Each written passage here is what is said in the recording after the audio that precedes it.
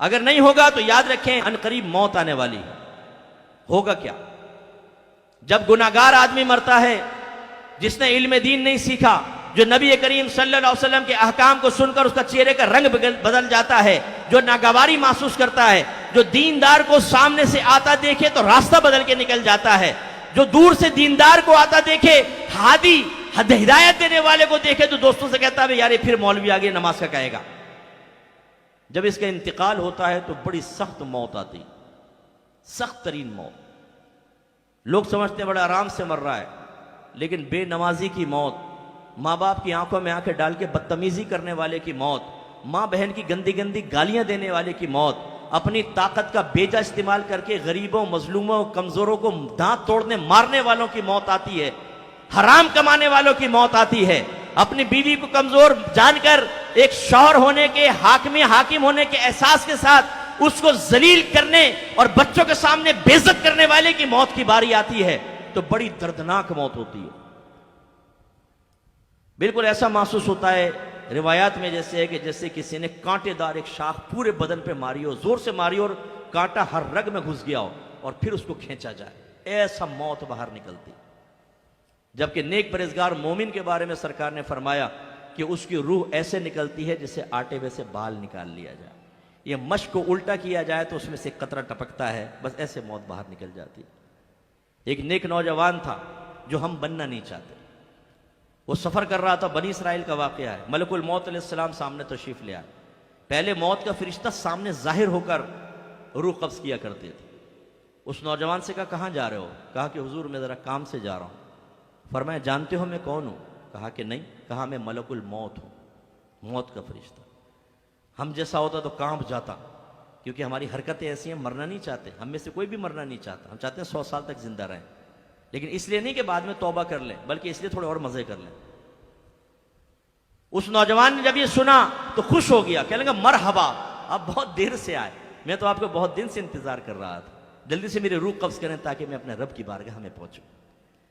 ملک الموت علیہ السلام نے فرمایا کہ نہیں، اللہ تعالیٰ نے مجھے حکم دیا ہے کہ میں تھوڑی سی مہلت دے دوں، کوئی کام کرنا کر لے۔ اس نے کہا یہ بتائیے کہ رب سے ملاقات سے بڑھ کر اور کوئی کام ہو سکتا ہے؟ ملک الموت علیہ السلام نے فرمایا بہرحال ہم تو حکم کے پابند ہیں، اللہ نے حکم دیا ہے کہ آپ کو مہلت دیں۔ اس نے کہا اچھا، اگر میرے رب کی یہی مرضی ہے تو میں آپ سے گزارش کرتا ہوں، کیا گٹکا کھا لوں، لڑکی کو میسج کر دوں، ماں سے ذرا مل لوں، بیوی بچوں کو دیکھ لوں آخری بار، اپنے کاروبار کسی کے حوالے کر دوں؟ نہیں۔ اس نوجوان نے کہا بس مجھے اتنی مہلت دے دیں، میں تازہ وضو کروں اور 2 رکعت نماز پڑھوں، جب میں نماز کے سجدے میں جاؤں تو آپ میری روح قبض کر لیجئے گا۔ اور ملک الموت علیہ السلام نے ایسی اس کی روح قبض کر لی۔ لیکن ہمارا انجام ہو سکتا ہے بڑا دردناک۔ اس کے بعد ہمارے چاہنے والے ہمیں تختہ غسل پہ لٹائیں گے، ہمارے کپڑے اتار دیے جائیں گے۔ ابھی اگر میں کہوں اپنا قمیض اتار دو، آپ بھرے مجمع کے سامنے چاہے بنیان پہناؤ نہیں اتار سکیں گے، مرد ہونے کے باوجود شرم آئے گی۔ لیکن مرنے کے بعد انسان کے کپڑے اتار دیے جاتے ہیں، اگرچہ ستر ڈھک دیتے ہیں، لیکن بہرحال بے بس لاچار پڑا ہوتا، جہاں مرضی پانی ڈالیں، کان میں ڈالیں، ناک میں چلا جائے، پڑے ہوئے صاحب۔ اس کے بعد ہمیں صاف کیا جائے گا، پھر کفن پہنایا جائے گا۔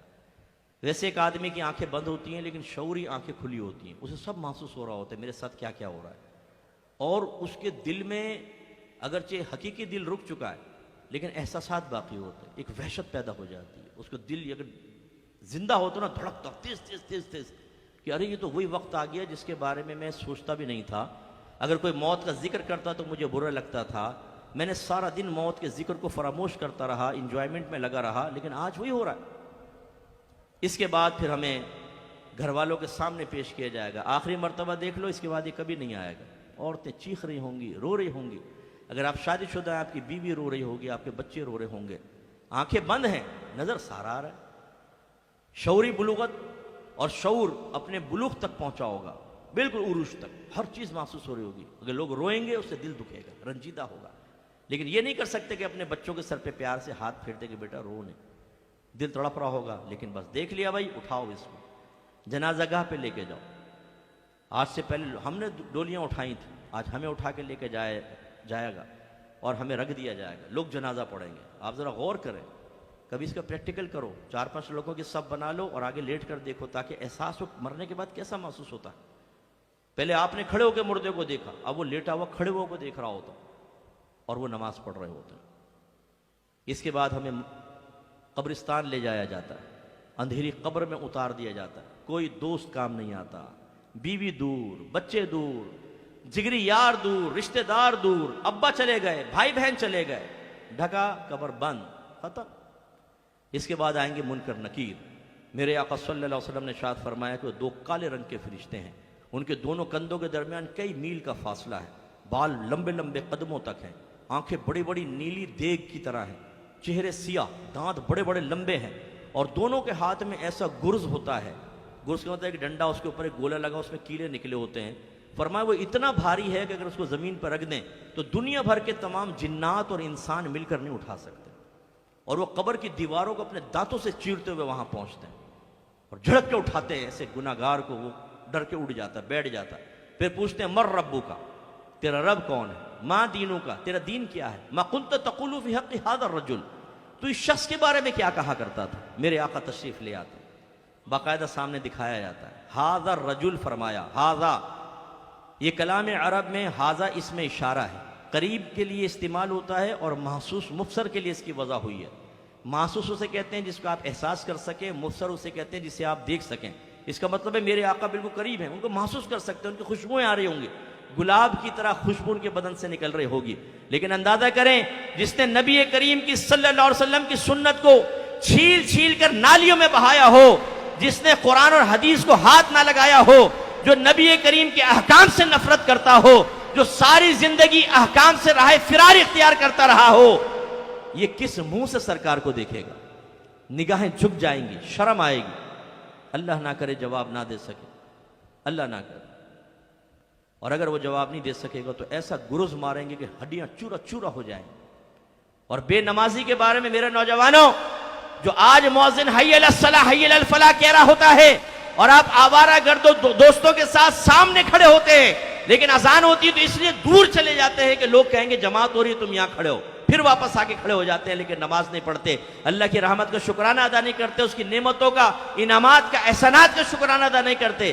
آپ کے بارے میں نبی کریم فرماتے ہیں کہ بے نمازی کے لیے قبر کی دیواریں ملتی ہیں تو اس کی پسلیاں ٹوٹ ٹوٹ کر ایک دوسرے میں گھس جاتی، یوں پیس دے گی، زبان باہر، آنکھیں ابل کر باہر، بھیجا باہر نکل آئے گا، ٹکڑے ٹکڑے، پھر ہٹیں گی، پھر صحیح ہو جائے گی، پھر پتہ نہیں کتنی مرتبہ یہ معاملہ ہوگا، پھر میدان محشر ہوگا، سارے اپنے قبور سے نکلیں گے۔ آج فیصلے کا دن ہوگا، یہ ڈے آف ججمنٹ ہے۔ جس کو آپ نے گالی دی تھی، جس کو آپ نے مارا تھا، جس کو گھور کر دیکھا تھا، جس کا حق دبایا تھا، جن کے مال دبا کر بیٹھے ہوئے تھے، جو اللہ تعالیٰ کے احکام کی نافرمانی کی، جو نبی کریم صلی اللہ علیہ وسلم کی نافرمانی کی، آج اس کے حساب کا وقت آیا ہے۔ بدن کانپ رہے ہوں گے، انسان پسینے پسینے ہوگا، جنت بھی سامنے ہوگی اور جہنم کو 70,000 فرشتے کھینچ رہے ہوں گے۔ اس وقت میں فرق پتہ چلے گا۔ جن کا آپ مذاق اڑاتے ہیں نا، آج داڑھی والا نوجوان نگاہیں جھکا کر سب کھیل کود چھوڑ کر مسجد میں جا رہا ہے اور آپ سمجھتے ہیں بے وقوف اور بدھو ہیں اس دور کے۔ ابے بھائی انجوائمنٹ کرو یار، 4 دن کی زندگی ہے، یہ میدان محشر میں پتہ چلے گا۔ نیک آدمی کو عرش کا سایہ ملے گا، اسے VVIP پروٹوکول ملے گا، نبی کریم اپنے نورانی ہاتھوں سے حوض کوثر کے چھلکتے جام پلائیں گے، اس کے سیدھے ہاتھ میں اعمال نامہ دیا جائے گا۔ قرآن کہتا ہے کہ جب سیدھے ہاتھ میں نامہ اعمال ملے گا، وہ اپنے قریبی لوگوں کے پاس آئے گا اور کہے گا کہ دیکھو میں تو پہلے ہی جانتا تھا اللہ تعالیٰ مجھے سیدھے ہاتھ میں نامہ اعمال دے گا۔ اس کو حکم ہوگا جنت میں جاؤ۔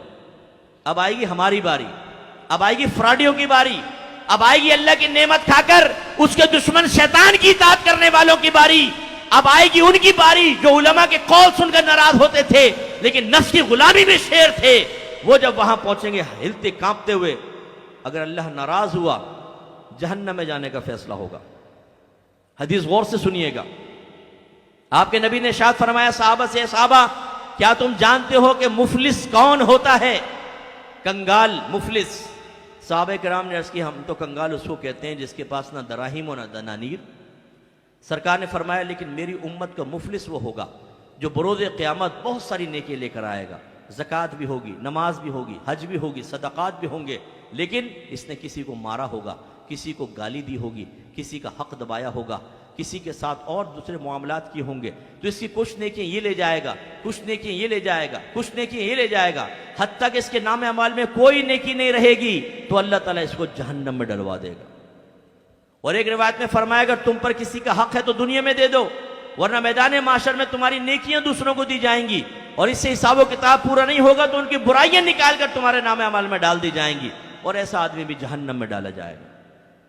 تو میرے بچوں، ہم مسلمان ہیں، ہم صحیح العقیدہ مسلمان ہیں۔ موت کب آئے گی ہمیں نہیں پتا، اللہ نے معاملہ مخفی رکھا ہے۔ ہو سکتا ہے یہ میرا آخری بیان ہو، اس کے بعد مجھے بیان کا موقع نہ ملے، اور یہ ہو سکتا ہے آپ کا آخری بیان ہو، اب آپ کا جنازہ ہی اٹھنے والا ہو۔ سوچئے پھر اللہ کی بارگاہ میں جا کر اس موجودہ زندگی کا کیسے حساب و کتاب دیں گے۔